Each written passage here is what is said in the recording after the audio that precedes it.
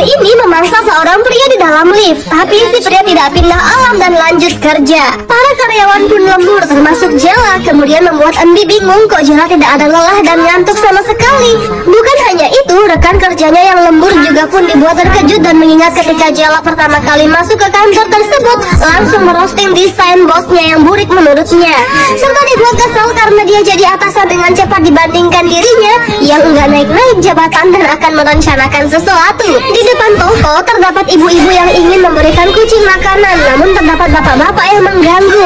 Tapi untungnya Miso yang melihat hal tersebut langsung menghentikan si bapak pengganggu tersebut, serta memberitahu bahwa kucing itu nggak akan balik. Tapi si ibu yang yakin bahwa si kucing akan balik. Entah itu kucing siapa, Mia pun mengingat kembali dirinya dengan cinta pertamanya berkencan, bahwa dia harus mencari wanita lain agar punya keturunan. Tapi dia tidak mau karena yang cuma dia mau adalah Mia. Tapi di saat itu ada kucing, sehingga Mia langsung menangkap kucing tersebut dan ingin memakannya.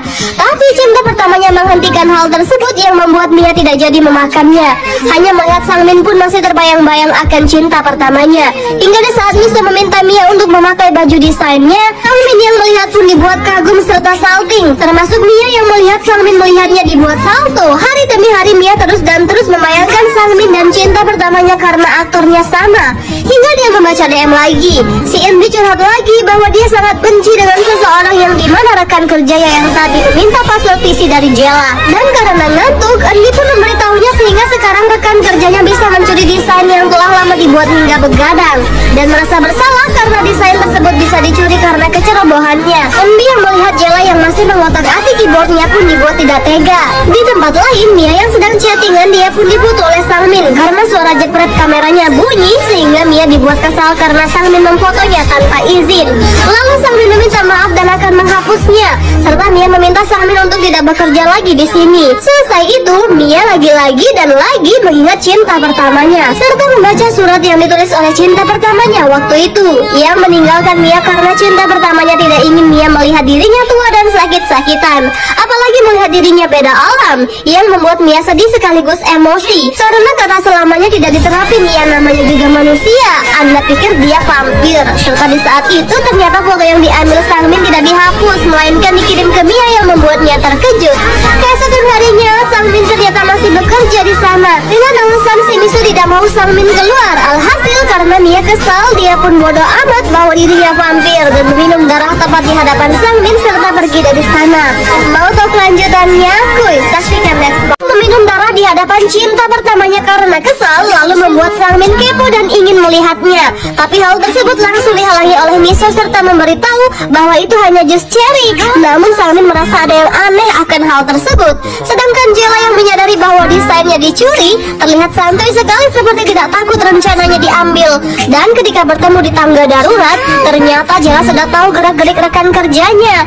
Dan desainnya yang dicuri ternyata adalah konsep desain yang sama di tahun 1973 yang membuatnya panik dan malu ke ubun-ubun. Dan ketika balik, keycapnya sudah dibalikin oleh Endi, sehingga Jela mengajaknya untuk makan bareng. Di malam harinya terdapat seorang bocil yang ingin membelikan baju untuk ibunya, serta bocil tersebut ngefans dengan Mia. Namun di saat mereka bertanya berapa lama si bocil sampai rumah, si bocil menjawab 2,5 jam yang membuat mereka terkejut. Iya, pasti jauh sekali. Hingga di saat bocil pulang, Mia dan Sangmin pun mengantarkannya pulang. Sedangkan Jela yang sudah pulang langsung membuka kenangan lamanya, serta desain yang dari tahun 1973 adalah desainnya sendiri. Namun di saat itu Mia meminta bantuan. Kembali ke Mia dan Sangmin yang mengantarkan bocil, dan sesampainya mereka di sana, ayah dari si bocil sudah menunggunya dan khawatir dengan si bocil. Namun ketika mereka masuk, si ayah tangannya tidak sengaja tergores dan berdarah. Otomatis jiwa-jiwa kevampiran Mia bergejolak. Begitulah asal muasal kenapa Mia meminta Jela untuk membantunya.